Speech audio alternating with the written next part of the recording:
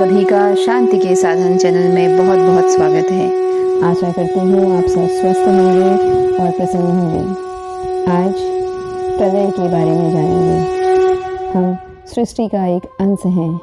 इससे पूर्व भी सृष्टि थी और बाद में भी सृष्टि होगी, लेकिन सृष्टि का नवीन सृजन होता रहता है।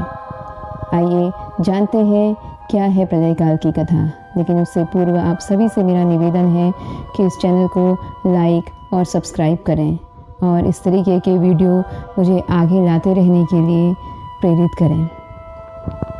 हिंदू पुराणों के अनुसार एक समय ऐसा था जबकि धरती पर भयानक वर्षा हुई थी, जिसके चलते संपूर्ण धरती जल में डूब गई थी।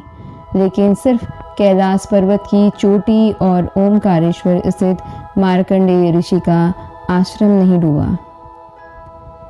ये सिर्फ हिंदू पुराणों में नहीं बल्कि बाइबल, कुरान और अन्य सभी धर्मों के धर्म ग्रंथों में इस जल प्रलय का वर्णन है।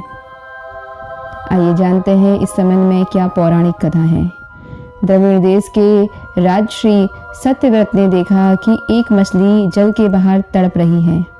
उन्होंने उसे अपने जल के पात्र में डाल दिया।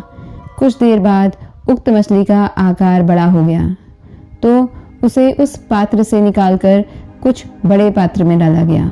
लेकिन उस मछली ने अपना आकार फिर से बढ़ा लिया। उन्होंने उसे अपने महल के सबसे बड़े पात्र में छोड़ दिया, लेकिन मछली के लिए वो पात्र भी छोटा हो गया। यह देखकर राजा मछली के समक्ष हाथ जोड़कर खड़े हो गए और बहुत अचंभित स्वर में बोले, हे मायावी मछली, आप कोई साधारण मछली नहीं जान पड़ती हैं। कृपा करके मुझे अपने इस रूप के भीतर की माया बताएं। राजा सत्यव्रत के इस प्रकार निवेदन करने पे वो मछली भगवान विष्णु के रूप में प्रकट हुई और भगवान विष्णु ने राजश्री सत्यव्रत से कहा, हे राजन, आज से 7वें दिन भूमि में जल प्रलय होगा और संपूर्ण धरती समुद्र में डूब जाएगी। तब तक तुम एक नौका बनवा लो और समस्त प्राणियों के सूक्ष्म शरीर तथा सब प्रकार के बीज लेकर सप्त ऋषियों के साथ उस नौका पर चढ़ जाना। प्रचंड आंधी के कारण जब नाव डगमगाने लगेगी तो तुम मेरा स्मरण करना और मैं उस समय आकर के तुम्हें बचाऊंगा और तुम्हारी नौका पार लगाऊंगा। तुम लोग नाव को मेरे सींग से बांध देना। ऐसा कहकर भगवान अंतर्ध्यान हो गए और भगवान के वचनों के अनुरूप ही राजा ने सारे कार्य किए। और जब प्रलय काल आया तो उन्होंने मत्स्य रूप में भगवान विष्णु को याद किया और सभी व्यवस्थाओं को अपने साथ लेकर समुद्र तट पर आ गए। उस समय भगवान मत्स्य ने नौका को हिमालय की चोटी से बांध दिया। उसे चोटी का नौकाबंद कहा जाता है। भगवान ने प्रलय समाप्त होने पर राजा सत्यव्रत को वेद का ज्ञान दिया और राजा सत्यव्रत ज्ञान विज्ञान से युक्त हो वैवस्वत मनु कहलाए। उक्त नौका में जो लोग बच गए थे उन्हीं से संसार चक्र वापस से चला। कहते हैं कि राजा बाली के लगभग 3500 वर्ष बाद धरती पर जल प्रलय हुआ था।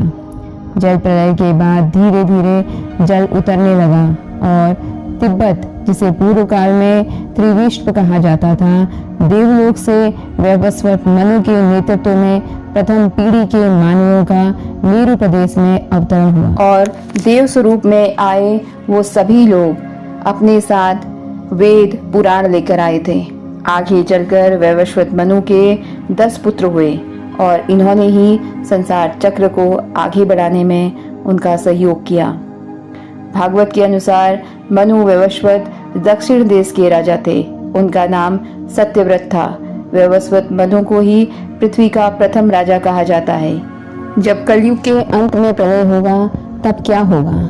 श्रीमद् भागवत के 12 स्कंद में कलयुग के धर्म के अंतर्गत श्री सुखदेव जी परीक्षित जी कहते हैं, जो जो घोर कलयुग आता जाएगा तो उत्तरोत्तर धर्म, सत्य, पवित्रता, क्षमा, दया, आयु, बल और स्मरण शक्ति का लोप होता जाएगा, अर्थात लोगों की आयु भी कम होती जाएगी। जब कलिकाल बढ़ जाएगा तब कल की अवतार अवतरित होंगे। उस समय मनुष्य की परम आयु केवल 20 या 30 वर्ष की होगी। जिस समय कल की अवतार आएंगे, चारों वर्णों के लोग शूद्रों के समान हो जाएंगे। गौएं भी बकरियों की तरह छोटी छोटी और कम दूध देने वाली हो जाएंगी। वर्षा नहीं हुआ करेगी, भयंकर तूफान चला करेंगे। कलयुग के अंत में भयंकर तूफान और भूकंप आएंगे। लोग मकानों में नहीं रहेंगे, लोग गड्ढे खोद कर रहेंगे। धरती का 3 हाथ अंश अर्थात लगभग 4.5 फुट नीचे तक धरती की उपजाऊपन नष्ट हो जाएगा।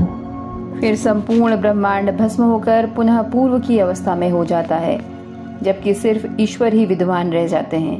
न ग्रह होते हैं, न नक्षत्र, न अग्नि, न जल, न वायु, आकाश, न जीवन। अंतकाल के बाद फिर से पुनः सृष्टि प्रारंभ होती है और धीरे धीरे जगत का निर्माण होता है। आशा करती हूँ कि ये जानकारी आपको अच्छी लगी होगी। यदि ये जानकारी आपको पसंद आए तो आप सभी से मेरा पुनः निवेदन है कि इस चैनल को लाइक और सब्सक्राइब करें। धन्यवाद।